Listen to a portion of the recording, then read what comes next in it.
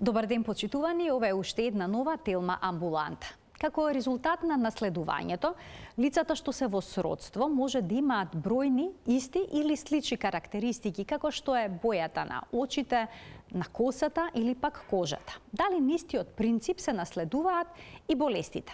Доколку сме носители на ген за одредена болест, од што зависи дали ќе развиеме симптоми или не. Се случува во едно семејство, повеќе од членовите да се болни од одредена болест, но кај други семејства само еден да е болен, а останатите да се носители на истата мутација, но да се здрави. Од што зависи дали ќе се развие болест или не? Дали карциномот е генетска болест? Дали дебелината генетски не се наследува? На сите овие прашања денеска ќе побареме одговор од доктор Тодор Арсов, експерт за генетска диагностика и советување од Институтот за генетика и имунологија. Започуваме веднаш по рекламите.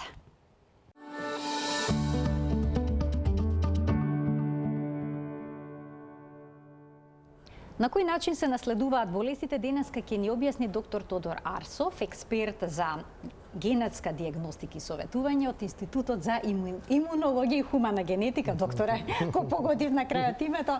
Добар ден и добре ни дојдовте. Благодарам за поканата, Марија. Еве во ова ново студио се чувствувам пријатно како и минатиот пат во стариот амбиент. Да, јас сум генетски советник на Институтот за имунобиологија и хумана генетика на Медицинскиот факултет во Скопје и од овој семестар, од оваа академска година, да кажам, сум професор по генетика на Факултетот за медицински науки во Универзитетот во Штип. Еве, тоа е ново. Честитки, професоре. Фала. Како изгледа да се работи со студенти? Па возбудливо е, знаете, јас мислам дека се сите ние кои што сме работеле со години во определена област и сме се стекнале со определено знаење, мислам доаѓаме во определена возраст. Мислам за мене тоа е оваа возраст во која што имаме и обврска, а јас лично чувствувам и потреба да го пренесам тоа што го знам на следната генерација. Ми се чини не само како знаење од областа на генетиката, туку мислам и како инспирација и мотивација за тоа што значи оваа професија медицина на која што, или да речеме сестринство или акушерија и така натаму, во која што се запишала. Но вашето знаење на вистина длабоко и обемно, вие имате студирано и се образувано на врвни универзитети. Ако не се лажам, во Австралија имате завршено? Така. Јас медицински студии завршив овде на Медицинскиот факултет во Скопје и тука имам магистрирано во молекуларна медицина. Докторатот ме однесе во Австралија, во Камбера, во Австралискиот национален универзитет, каде што со неколку прекини 2-3 годишни престои во Америка сум ги поминал последните 20 години од животот. Сум и австралијанец, меѓу другото, ја чувствувам Австралија како татковина и се чувствувам како австралиски ученик. Вистина, овие работи поврзани со геномната диагностика, со генетското советување, сум имал исклучителна можност да ги изучувам во престижни универзитети и мислам дека тоа биле курсеви кои што се пример за тоа како една ваква едукација, да кажеме, би требало да се одвива, мислам, на светски рамки. Бидејќи сте генетски советник, денеска ќе проговориме за наследувањето, за гените. Ќе започнеме од тоа што некои лица постојано се болни, се разболуваат, други пак се многу здрави. Велат, никогаш не се разболувам. Дали тоа зависи од гените? Па и да, и не. Зависно, Марија, например, ако зборуваме, обично кога зборуваме за луѓе што се почесто чести, зборуваме за почести настинки, да кажеме, почести можеби инфективни заболувања и вистина има една група генетски болести кои што може да предиспонираат кон послаб одговор на имуниот систем кон патогените од надворешната средина и човек вистина почесто да се разболува и, например, тоа на нас по некој пат ни е индикација зошто би се впуштиле во тестирање генетско, да пробаме да најдеме причина зошто некој е често болен. Обично овие болести се сврзани со значителни респираторни и други инфекции, да кажеме сепси. Се разбира дека ако зборуваме за луѓе што се болни од генетска болест, тогаш се подразбира дека тие се болни или болежливи цело време од болеста која што ја имаат. Например, ако некој човек е роден со цистична фиброза, то исто така ќе често има респираторни инфекции, бидејќи ќе ги има веројатно постојано целиот живот заради една многу јасна генетска болест. Вела дека во нашиот организам има повеќе бактерии, микроорганизми отколку клетки. И дека всушност бактериите го програмираат нашето здравје. Што тоа значи? Имаат ли улога и гените на вирусите, на бактериите, они од микробиомот врз нашата здравствена состојба?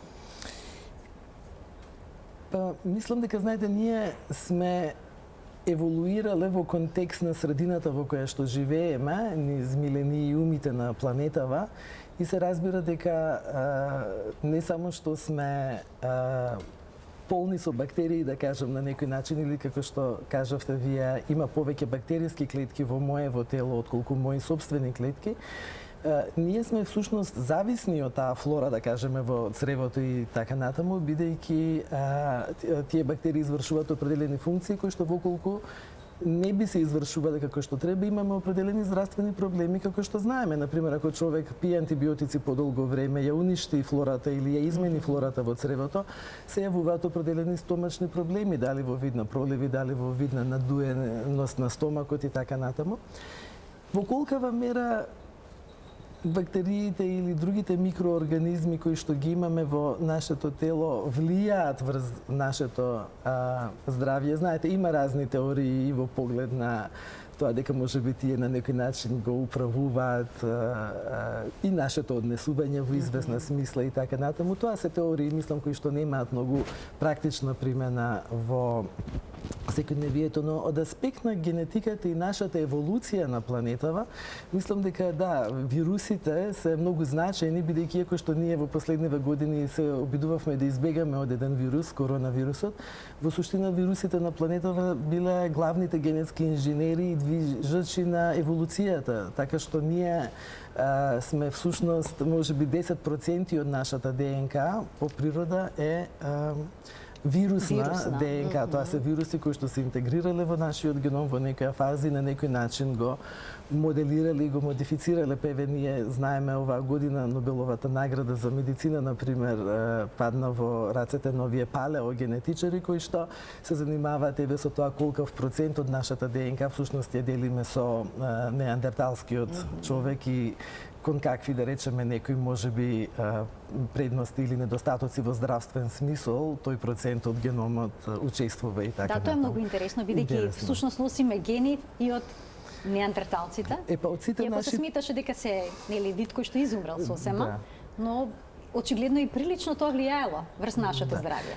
Па знаете, ние имаме наследен материјал ДНК гени од сите наши претходни изданија на планета, од сите претходни еволутивни гранки, дури и некои гранки што мислиме дека биле слепи, сепак со тие слепите гранки има некое заедничко претходно минато и дел од гените се споделени. Например, ние имаме и некои гени кои што велиме се високо конзервирани, ако се спуштиме назад можеби до едноклеточните организми, тој ген е отприлика тој ја врши отприлика таа работа во определената клетка и така натаму. Така што да, мислам дека е фасцинантно подрачје. Апсолутно, апсолутно. А дали, доктора, сите болести се наследуваат? Мислам дека од родителите. Да. Мислам дека не се наследуваат сите болести. Например, постојат болести кои што се трауматски по својата природа, например, некој ако има фрактура на глава или нели, освен ако не паднал заради епилепсија која што може би е генетска, но ме разбирате, значи не се сите болести сигурно генетски предусловени, но можеме да кажеме дека значителен дел од болестите имаат барем некакво генетско учество во нив. И тука мислам дека е многу важно да направиме една разлика помеѓу комплексните болести и моногенските болести. Што се тоа моногенски? Моногенски болести, знаете, кога зборуваме за овој генетски придонес кон човечките болести, ние всушност можеме вака да замислиме еден спектар, да кажеме, една права, каде што на едниот крај од таа приказна се моногенските болести, каде што, да речеме, ако наследиме во зависност од начинот на наследување една промена од едниот родител или по една од двајцата родители и така натаму, болеста скоро сигурно ќе се манифестира. Дури ако живееме во идеални услови? Иако живееме во идеални услови, болеста сигурно ќе се манифестира. Тоа се моногенски болести. Значи зависи од еден ген, така? Зависи од еден ген. Порано, да, сме биле можеби малку потврди кон тоа дека се тие вистина моногенски. Сега знаеме дека и во тој дел на спектарот секако дека другите гени действуваат и надворешната средина исто така влијае. Веќе ви дадам пример, например една од честите или почести вродени метаболни болести, фенилкетонурија. Тоа е пример, да речеме, за моногенска болест, каде што нешто во метаболизмот на аминокиселината фенилаланин не е како што треба и овие дечиња се раѓаат со повисоки концентрации на оваа аминокиселина во и неизини метаболити во крв и ги скринираме, да кажеме, децата кои ќе се родат со капка крв од петата, со гатриевите карти и така натаму.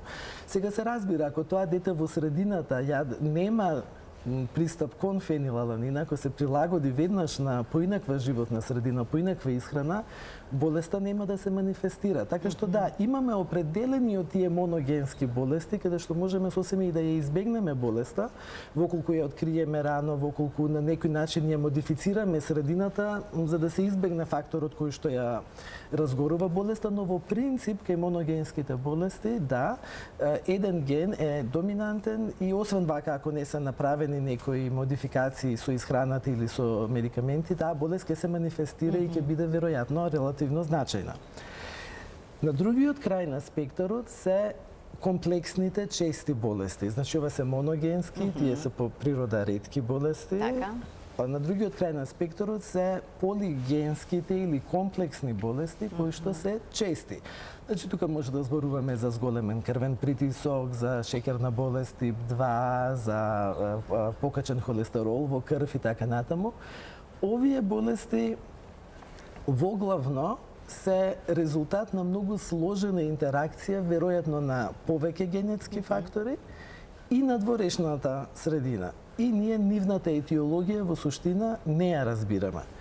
Колку повеќе, мислам, не ја разбираме во детали се разбира, колку повеќе напредува генетиката, колку повеќе, да речеме, секвенционираме, колку повеќе почнуваме да разбираме што определени нешта во геномот значат, толку почесто успеваме во групата на тие така наречени комплексни полигенски болести да увидиме дека еден мал дел не се баш такви, туку дека всушност припаѓале на овој другиот дел на спектарот. Дека, например, може би 5% од луѓето кои што имаат некаква болест што сме ја мислеле дека е полигенска, всушност можеме да идентификуваме единечна генетска промена во единечен ген како причина. Така што помеѓу овие две групи се разбира дека има спектар, нели, каде што повеќе влијаат поединечни гени или каде што повеќе влијаат повеќе гени од еднаш и надворешната средина. Меѓутоа мислам дека е многу важно да се разбере затоа што да, скоро се има генетски придонес, меѓутоа не е се генетска болест. Еве, ако ми дозволите уште 2-3 минути само да останам на ова, затоа што мислам дека е важно. Например, ние кога си го поставуваме ова прашање во генетската наука, дали определена болест е генетска, наследна или не, да речеме, почнуваме со студии во популацијата.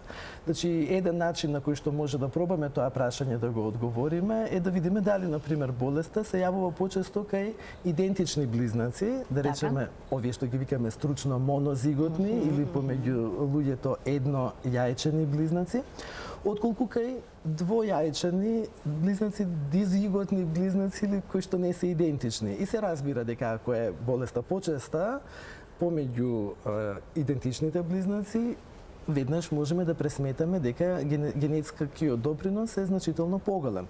Се разбира ако кај и едните и другите близнаци е почеста отколку да речеме кај браќа и сестри кои што се родени во различна бременност и меѓу кои што има определена дистанца во возраста, тогаш исто така ќе мислиме дека болеста има значителна или позначена генетска компонента.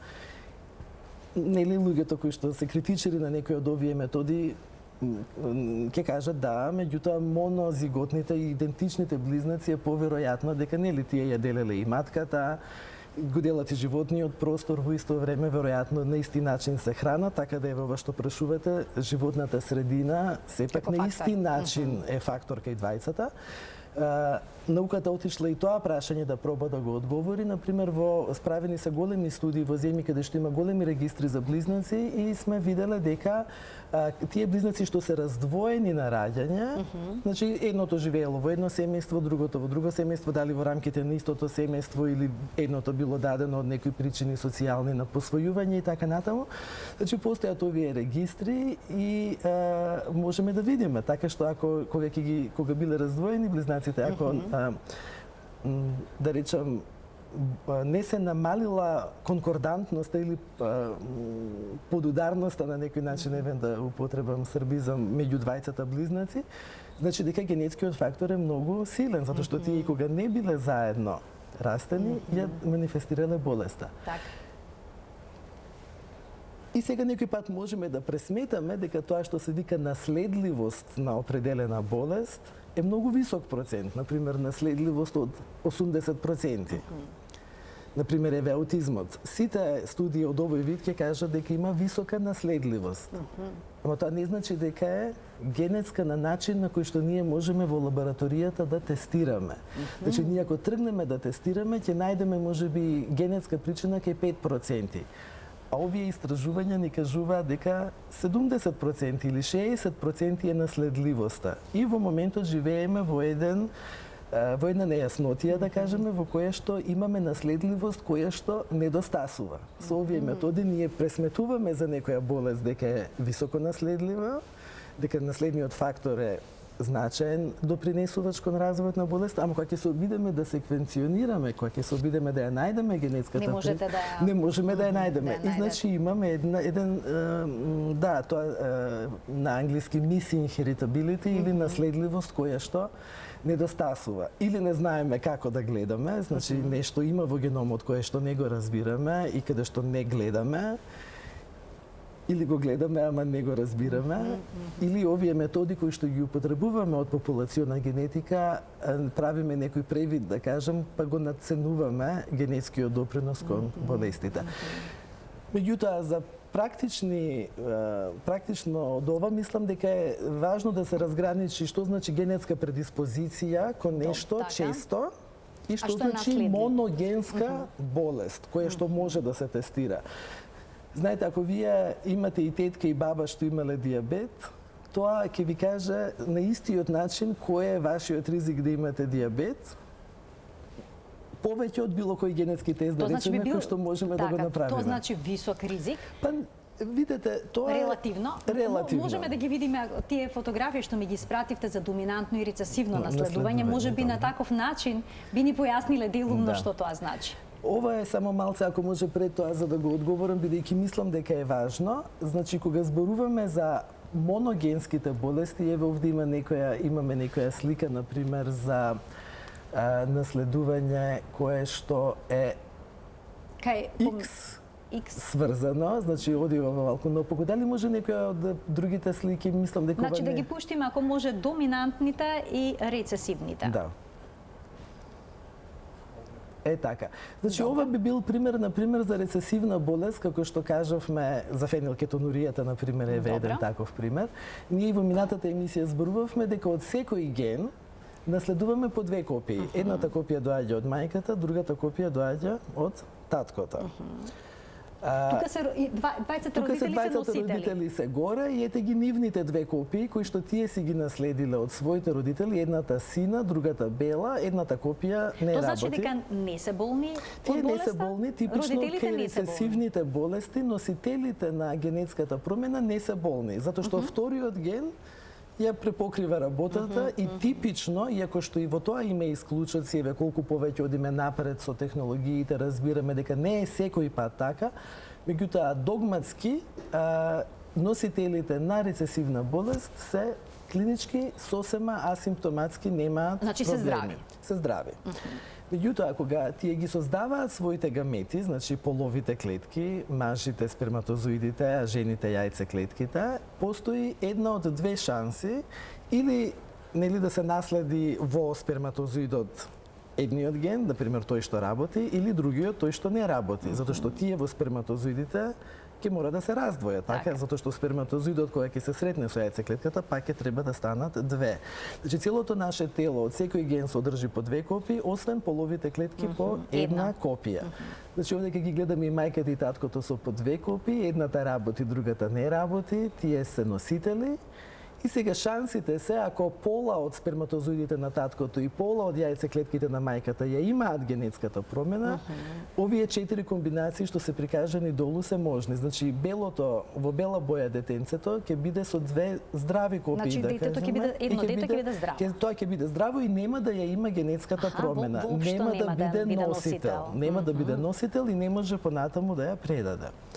Овие две што се во средината, едно машко, едно женско во посветло сина боја, тие ќе бидат носители како родителите. Значи, од едниот родител наследиле генетска промена, од другиот родител е, да речеме условно кажано, здравиот ген. Значи, тие очекуваме да бидат здрави носители како и родителите. Четвртата веројатност таму е каде што се наследени две копии, да речеме, кои што не работат, мислам дека е тоа темносината боја. И тогаш имаме дете кое што ќе ја развие болеста, бидејќи не работи ниту едната, ниту другата копија. Значи, веројатноста е 4/1 да биде детето болно?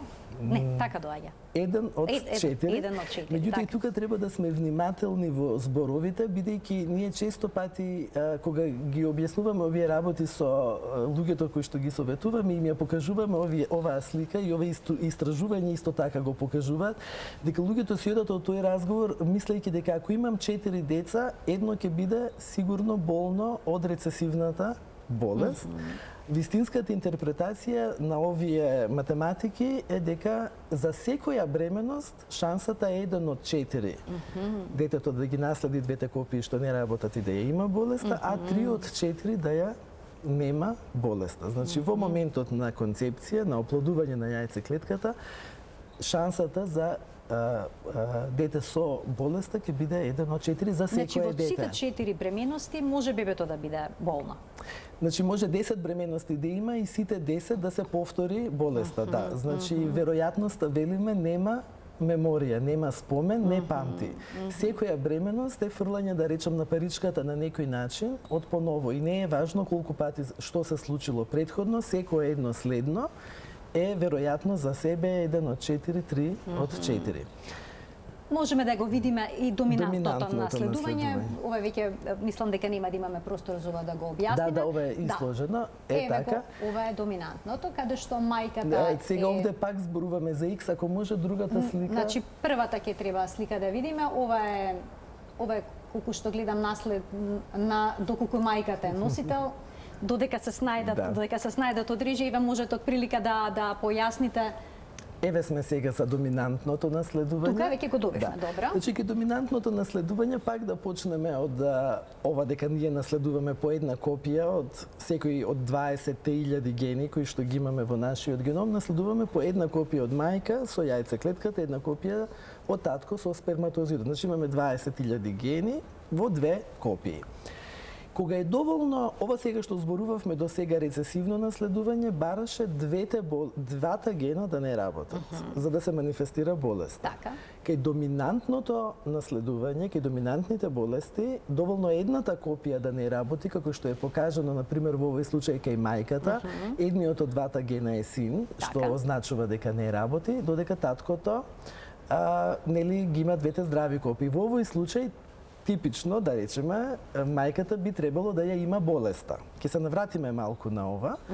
Кога мајката ги создава јајцеклетките, пола ќе ја наследат сината, копија од генот што не работи, пола белата копија која што работи, и во следната генерација можностите се 1 од 2 за секое детенце или да го наследи генот што работи или тој што не работи од мајката. 1 од 2 и еве ги овдека двете деца во средина би ја наследиле копијата од мајката и би ја имале болеста, двете овие што се на страна не би ја имале болеста. Значи 50-50 е тука шансата. Да, овдека 1 од 2 да се има и 1 од 2 да се нема болеста. Меѓутоа, да се наследи, да кажам, генетската промена.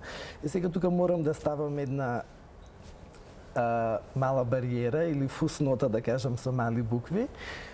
Нештото што го спомнавте во најавата на емисијата, зошто по некој пат некој нешто има, а нема болест, а друго има истото, а ја има болеста. Значи, ке доминантните болести се среќаваме со едни проблеми во педигрето, ги викаме, или во наследувањето, каде што не е кај секоја доминантна болест пројавноста на болеста 100%. Тука не е 100%. Не е 100%. Значи е можно, например, оваа мајка овдека што е насртана со сина боја да е болна, таа може и да е здрав носител потенцијално на доминантниот ген. Значи ова е малку контраинтуитивно за разбирање и ние морам да кажам дека не го разбираме сосема, за некои случаи знаеме зошто, меѓутоа почесто не знаеме зошто е оваа пројавност на болеста, инаку, да речам, во стручната литература тоа го викаме пенетрантност, зошто не е 100%? Зошто добар дел од доминантните болести всушност имаат намалена пенетрантност, околу било каде од 40, 50, 60, 70, 80%. Што значи тој процент? Значи од 100 луѓе кои што ја имаат генетската промена во тој ген, 80 ќе развијат болест во текот на животот, а 20 нема да ја развијат. Значи, затоа сме малку внимателни кога советуваме околу овие работи. Точно би било да се каже дека веројатноста да се наследи генот, кој што не функционира, е 50%, меѓутоа дали ќе ја има болеста или не човекот, ќе зависи и од пенетрантноста. Значи, и таа ја вклучуваме во математиката. Например, ако пенетрантноста е 80%, тогаш би рекле дека некој што ќе ја наследи, веројатноста е 1 од 2 или 50%, ама 80% од тоа да ја добие болеста, значи би станало околу 40% веројатноста да се има болеста. И еве ова се работите со кои што ние се занимаваме во генетското советување, да кажеме, така, значи, и се обедуваме овие работи на пациентите кои што ќе дојде партнерска двојка што сака да има деца, кога некој од родителите болен или пак знаат дека се носители на гени, им го појаснувате сето ова. Им ги појаснуваме овие работи и тие си излегуваат од советувањето, меѓу другото и со оваа бројка, која што знаете сега како, на некого 40% му значи едно нешто, на некој друг му значи друго нешто. Ние во нашите разговори зборуваме и за овие работи. Но има можност на почетокот на бременоста да се направи генетска анализа на клетките на се уште нероденото бебе. Да. Дали тоа може да се направи уште во првите недели од бременоста? Преку анализа со крв, па родителите меѓу другото да знаат дали нивното дете ќе носи болест или нема да ја носи? Ова е многу интересно и се разбира прашање кое што природно се надоврзува, само на ова би останал, ако ми дозволите уште малку, бидејќи мислам дека треба да објасниме кај доминантните болести уште еден феномен во педигрето кој што го комплицира педигрето и анализата, а тоа е така наречената варијабилна експресивност на болеста, варијабилна пројавност. Значи, пенетрантноста е како, например, ако ја споредиме со копче за светло, е или вклучено или исклучено, или ја има или ја нема болеста. Тоа е пенетрантноста. Варијабилната експресивност е кога има потенциометар, па колку силно е пуштено светлото. И ние, например, кај некои доминантни болести, ќе видиме дека, например, еден од родителите или некој ја има поблагата форма. Ќе има блага форма. Друг, например, ќе има многу сложена форма и мислам скоро неспојливо во една иста болест, да кажеме, колку може да се големи разликите. И ова исто така ни ја усложнува релативно работата во генетиката и е значаен дел, или во генетското советување е значаен дел од напорот кој што го вложуваме кога разговараме со семејствата, бидејќи знаете како некои семејства живеат со мислам, секој од нас живее со нашето искуство, така што ако сум ја видел јас болеста само во некоја многу блага форма во семејството, претпоставувам дека и во следниот член на семејството каде што може болеста да се повтори ќе биде така. А за тоа нема такво правило и нема гаранција. Значи, ако е клиничката пројавност на болеста варијабилна, значи може да имаме и неколку членови во семејството кои што имаат многу лесна клиничка слика, меѓутоа следната пројавност на болеста да биде многу посложена. Така што тоа се обидуваме. Од друга страна, семејства каде што имале, например, многу потешки, да кажеме, манифестации на генетската болест, очекуваат дека тоа е секој пат така, па ние се обидуваме да ги доближиме повеќе кон тоа дека не е баш секој пат така. И тоа е, знаете, со цел на луѓето да им овозможиме да разберат за да донесат одлуки кои што ќе ги донесат, а кои што ќе бидат вистина информирани. Малку помалку информирани од бајасот со кој што е оптоварено нашето мислење, малку поблиску до некаква објективна, да речам, ситуација. Може, ако можам да предложам да поминеме на X врзаното за да ги завршиме наследувањата, па потоа прв телоп што го видовме. Така, првиот телоп, така. Така, каде што ако не се лажам, пренесувањето е преку мајката, X, односно половото пренесување, ќе замолам од режија да го смениме телопот. Еве вака малку не е повторно овој, значи првиот телоп. Додека го најдеме, професоре, да преминеме, не е повторно тој. Не е тоа, да, не е тоа. Ќе продолжиме понатаму за начинот на кој што може да се утврди инако. Кај бебето, кој што си уште народено. Ајде на тоа, па потоа ќе се навратиме на телопот. Или ви имате поинаков предлог? Јас би предложила, ако прифатите, сепак да завршиме со наследувањето, затоа што тоа прашање што го поставувате се однесува на сите начини на наследување и мислам дека е добро да го имаме и ова поминато. Значи, кога зборуваме за X врзаните болести, например, добар дел од гледачите можеби имаат некое познавање од часови по биологија или од општа литература популарна, болест од овој вид е, например, хемофилијата.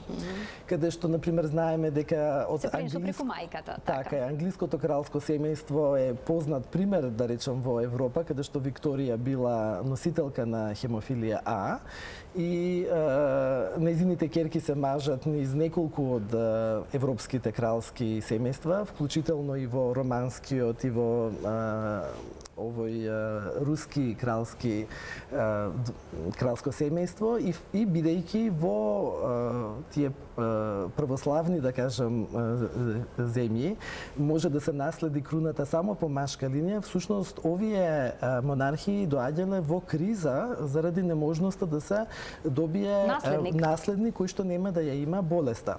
Оваа болест е исто така еден добар пример за тоа каква е моќта, да кажам, на медицината кога ќе ги разбира генетските основи на болеста и молекуларната патофизиологија, бидејќи кога сме сватиле што оваа болест е и зошто овие машки деца крварат, ние сме можеле и да ја лекуваме. И знаете, нешто што било скоро сигурно инфаус, значи без можност за преживување над пубертетот болест, сега е ситуација во која што мислам мажите кои што ја имаат оваа болест живеат сосема нормален, релативно животен век и мислам е сосема сменето лицето, да речем, на болеста благодарение на заместителната терапија со факторот 8.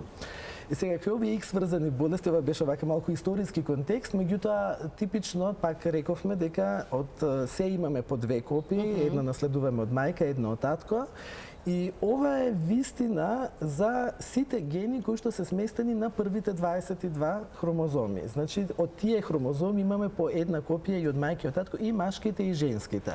Значи, автозом, ова рецесивно и доминантно наследување за кое што зборувавме до сега, тоа не е засегнато од полот. Овие гени кои што се поврзани со овие X сврзани болести се на X хромозомот. Тука постои разлика помеѓу мажите и жените. Вие жените имате по 2 X хромозома, еден наследувате од татко, еден од мајка, а ние мажите имаме XY, еден X кој што го наследуваме од мајка и еден Y што го наследуваме од татко. Y хромозомот во себе скоро не содржи битна генетска информација, освен тоа да каже дека бебето ќе се развие како машко.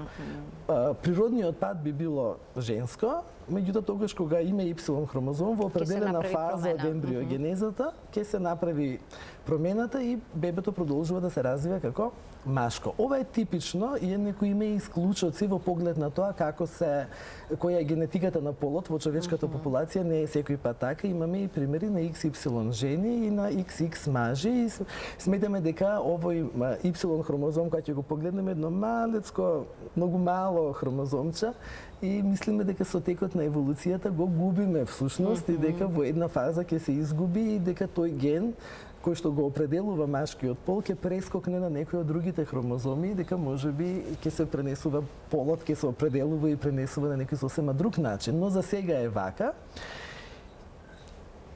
Импликацијата или последицата од ова е што мажите немаме втора копија од гените на X хромозомот. Додека жените имаат по две копии, така? ние имаме по една копија. Па затоа ако е жената со една копија, например за хемофилија, другиот ген препокрива. Тука нема што да препокрие кај А кај мажите. мажот нема што да препокрие. Така да ако жената носи на едниот X хромозом генетска промена сврзана со X наследна болест, тогаш за веројатноста да се појави болеста е 50% од машките деца, а веројатноста да има носител ќе биде 50% од женските деца. Така? Така. Така што кај X врзаните болести, ова е типично, тука има исто така доста компликации, не е баш толку праволиниски, меѓутоа е една приказна која што е интересна, еве да кажем, и заради тој историски контекст со X врзаните болести. Знаете, например, генетиката и религијата имаат многу интересна интеракција и историја, да кажеме, испреплетена.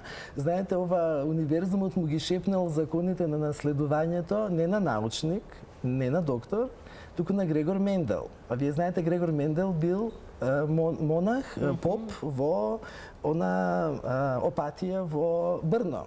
И таму ги вкрстувал грешаците и ги размислил и ги разбрал овие работи. И веројатно не случајно, бидејќи мислам дека ги шепнал на некој кој што доаѓа од поле кое што е со помеки вештини, со психолошки вештини, некој што го разбира животот помалку клинички, а малку повеќе психолошки. И затоа, да речеме, еве јас пак да ја популаризирам мојата професија генетско советување, таа е таква дисциплина која што бара ангажирање на двете страни на мозокот, и на техничкото знаење, меѓутоа и на мекото знаење, бидејќи знаете, еве например X врзаното наследување е една многу типична, да речем таква проблематична ситуација во разговорите, затоа што знаете, за ова има и литература, грижата на совест која што ја чувствува мајката, која што е носител, е нешто кое што често пати го пренебрегнуваме во клинички контекст, нешто што бара да се биде, да се кажано на сензитивен начин и да им се даде на семејството соодветна поддршка во тој смисол. Така, треба да бидете и психолози очигледно кога разговарате со лица кои што ја имаат оваа состојба. Има ли доста болести покрај хемофилијата што се пренесуваат на ваков начин? Тоа е голем хромозом, на него има многу голем број гени. Доста, например, од состојбите, например, нервно-развојни, дел од интелектуалната попреченост, затоа почесто гледаме, например, можеби кај машкиот пол такви проблеми, се на X хромозомот и имаме значителен број на болести што се наследуваат на овој начин. Но точно е ова што го кажувате, всушност и тренингот во генетско советување е многу повеќе психологија и техники во советување и само запознавање, отколку клиничко знаење. Затоа што знаете, за сите овие работи, веќе дојдеме сега во следното прашање до овие посложени етички проблеми на пренаталната диагноза, да кажеме, секој од нас има определено мислење кое што е за него точно. Нема универзално правило тука. Меѓутоа не е точно за пациентите пред нас. И добриот генетски советник, добриот лекар, добриот човек воопшто е тој кој што може да влезе во агендата на тој со кој што зборува, а не да ги наметнува своите агенди и видувања за овие работи кои што не ги пишува во книга. Ви изненадиле ли одлуките понекогаш на оние кои што дошле на генетско советување во однос на потомството? Па да ви кажам, секоја една ситуација кога е човек отворен, кога е човек присутен, кога е човек тука за луѓето со кои што зборува, секоја една е изненадување на свој начин, затоа што нема двајца луѓе кои што се исти и нема стандардно сценарио животно. Нема двајца луѓе, нема стандарден човек, знаете, секој човек е специјален и секој човек е изненадување ако му дадете можност. На овие работи поврзани со одлуки, да речеме, кои што ги донесуваат семејствата, секако, затоа што, знаете, се тоа е контекстуално. Например, еве јас имам определен бајас, да кажеме, бидејќи јас живеам сам. Вие знаете дека имам еден мачор од неодамна, кој што еве денес слави 1 година од животот на планетава. Јас го имам веќе 8 месеци. Меѓутоа, јас во известна мерка, мислам, или ние сите излегуваме од семејство, меѓутоа немам свое семејство и да кажам на некој начин тука чувствувам определен да кажам недостаток можеби и поминувам доста време во разговори со мои другари, другарки, пријатели, обидувајќи се да разберам некои контексти за кои што мислам дека можеби имам слепа точка. Меѓутоа, од друга страна, пак тоа ми овозможува, да речеме, јас во мојата пракса да сум прилично агностичен, бидејќи немам мислење, јас го немам тој контекст во мојот живот, јас немам, никој пат не сум се занимавал со прашањето како би постапил ако вака или ако така. А мене сите опции кои што ќе ги кажете ми се прифатливи. Јас ќе останам во разговорот и ќе ве предизвикам можеби ако би било поинаку како би размислували или што би се случило. Меѓутоа да, чувствувам дека тоа е во известна мерка можеби и недостаток затоа што го немам тој контекст, ама и предност затоа што го немам бајасот на сопственото мислење и мислам сум доста. Јас на пример имам колешки во Австралија кои што биле на пример мајки, млади мајки и така натаму и знаете секој пат во тие разговори кога ќе дојде прашањето за прекинување на бременност заради дијагностицирана еве ова што ме прашувате генетска болест во текот на бременоста, се повлекувале колешките и препраќале на пример кај колеги кои што се во поинакви животни околности и кои што можат да бидат повеќе и пообјективно присутни во советувањето за пациентите кои што ги советуваат. Така, сигурно тоа е страшна вест за оние кои што очекуваат дете да добијат информација дека тоа е носител на некоја генетска мутација, но дали може, да речеме, доволно рано да се издиагностицира сето тоа? Да. Видете, значи вака, прашањето поширокиот контекст на прашањето е кои опции им се на располагање на семејствата или еве партнерите кои што знаат дека имаат определен генетски ризик за некаква генетска болест, да речеме заради семејна историја или заради лична историја за некаква генетска болест. И ние се обидуваме да сме во тие разговори, да кажеме, исто 360 степени да ги кажеме сите опции. Значи, пред да дојдеме до тестирањето, ова што ме прашувате, прво, не е задолжително да се има деца и тоа е една опција дека така може човек да помисли дека се реализира како родител на различни начини доколку има силна желба, но така да мислам дека тоа е едното нешто. Другото нешто е дека може да се биде родител, но не биолошки родител, да кажеме. Например, што тоа и да значи, ние малку зборувавме за тоа во минатата емисија. Значи, например, дека ако знаеме дека доаѓа од едната или од другата страна генетскиот ризик, може, например, да се користат донирани гамети, например, донирани сперматозоиди или донирани јајцеклетки. Во нашата земја веќе имаме за тоа и формална правна регулатива и овие инвитро клиники работат на тоа пола. Мислам, се случува, значи во пракса се сретнуваме со прашањето. Тоа е другата можност, да кажеме. Третата можност е да се посвои детенце, така? Мислам, тоа е секој пат на располагање исто така. Понатаму можностите би биле кога се двајцата родители, биолошки родители на детето, меѓутоа да речем сакаат да ја избегнат генетската болест и тогаш постојат оние методи, да речеме историски, ако ги погледнеме како биле, на пренатална дијагноза, значи може рано, околу најрано можеби 11-тата недела од бременоста да се направи биопсија на плацентата, тоа што го викаме CVS, стручно да кажеме, и да се испита во тој материјал дали бебето ја има или ја нема болест. Значи, ова е запознати болести, само во колку знаеме нешто дека има во семејството. Или втората можност е да се испита подоцна во бременоста со амниоцентеза, кога се зема околу плодова вода, можеби во 16-17 недела. Овие тестови се тогаш релативно брзи, бидејќи веќе се е припремено од напред, ние знаеме што би тестирале, и тоа воглавно, мислам, во нашата земја се работи во лабораторијата за молекуларна дијагностика во Академијата за науки и уметности, во лабораторијата професор доктор Ѓорѓе Ефремов, еве морам да му го спомнам името, еден од луѓето кои што не учеле.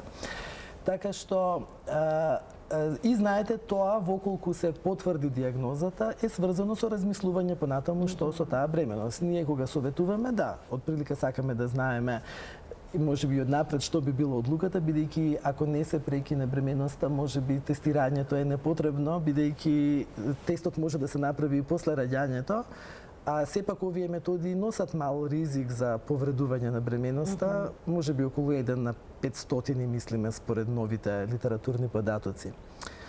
И ова најново што е сега, кое што уште за жал не е реалност, не само во нашата земја, туку еве и други земји, особено не на позитивната листа, значи не со средства од фондот, е така наречената предимплантациона генетска диагностика, каде што со цел точно ова да се избегнат овие проблеми поврзани со психолошки и други културни, филозофски погледи на прашањето на прекинување на бременоста, можеме, например, да се направа, тоа е брак помеѓу инвитро технологиите и генетските технологии, каде што може да се направат ембриони со IVF и на 6-тиот ден, кога ќе пораснат ембрионите, да се земе биопсија, ембрионите се замрзнуваат, тестирањето се реализира и тогаш знаеме кој ембрион ќе има. Само здравите ембриони би се имплантирале за бременност. Ова се подразбира се со предпоставката дека семејството сака да избегне да се повтори болест. Значи, тоа се можностите на предимплантационата генетска диагностика, кои што, да, имаат своји, да речеме, од друга страна, отежнителни фактори, како, например, самото IVF за жената, знаете, тоа не е едноставна процедура и така натаму, меѓутоа, еве, ова се можностите за брачен пар или репродуктивен пар, да кажеме, кој што е со определен ризик за генетска болест. А се случува ли на генетско советување да дојде репродуктивен пар кој што вели во моето семејство се забележува често карцином или пак шеќерна болест? Што тоа би значило за потомството? Да. Мислам дека овие се две многу различни работи. Значи, шеќерна болест е нешто што е релативно ретко генетски, да, моногенски, значи моногенски. Можно е, меѓутоа искуствено е нешто што ретко се прашува, бидејќи не е болест која што не загрижува на тој начин да би сега човек нешто планирал, дали јас ќе имам шеќерна болест или детето моје ќе има шеќер. Мислам, која ќе има 40 години. Ме разбирате, не е нешто што луѓето ги загрижува вообичаено. Канцерот е нешто сосема друго. Јас можеби и во минатата емисија спомнав, ова често го кажувам, значи од целиот клинички генетски сервис во Австралија, значи сите услуги кои што ги дава клиничка генетика и генетско советување во Австралија, 50% или пола од времето го поминуваме во канцер.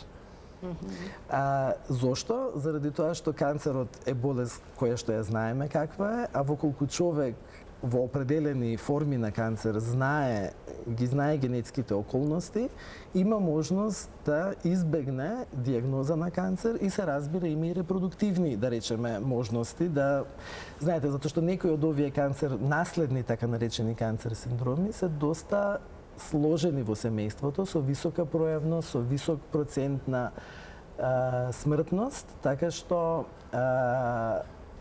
семејствата се заинтересирани да знаат и за собственото здравје, меѓутоа и за здравјето на следната генерација, бидејќи ако се во можност, би сакале да ја прекинат семејната историја од нив надолу, да кажам, во педигрето. Канцерот е интересен, да речем, бидејќи исто така постоја доста недоразбирања во поглед на употребата на зборот генетски и наследно, а мислам дека канцерот е добро место каде што можеме тоа да го објасниме. Значи да, секој канцер е генетски, за да се развие канцер треба многу генетика да се случи во ткивото на дојката или на дебелото црево и така натаму. Меѓутоа не е секој канцер наследен. Докторе, цела емисија ќе направиме за карцином, да ни објасните, бидејќи ова е интересно да се појасни и да се знае што тоа значи. Не секој канцер е наследен, но при тоа е генетски. Вие појаснувавте во минатата емисија, но мислам дека има информации кои што би биле интересни за гледачите за едно цело издание. Никогаш доволно простор за разговор, остана уште на вистина многу од прашањата што беа предвидени за денеска. Јас ви благодарам од срце за гостувањето и се гледаме повторно во студиото на Телма. Се надевам поскоро во однос на минатиот пат. Еве Марија, јас уште еднаш се заблагодарувам за можноста да гостувам во телевизија Телма. Секој пат е пријатно, ги следам програмите, се сите интересни, а на оваа тема сум секој пат расположен да зборувам, бидејќи како генетичар, генетски советник, никој пат не ми е доста откажување на оваа приказна, која што мислам дека е најфеноменалната приказна на нашата биологија. Професор доктор Тодор Арсов, генетичар, советник за односно генетско советување, експерт за генетско советување, беше денеска гостин во студиото на Телма. Ви благодарам, почитувани, за вниманието со кое што не следевте.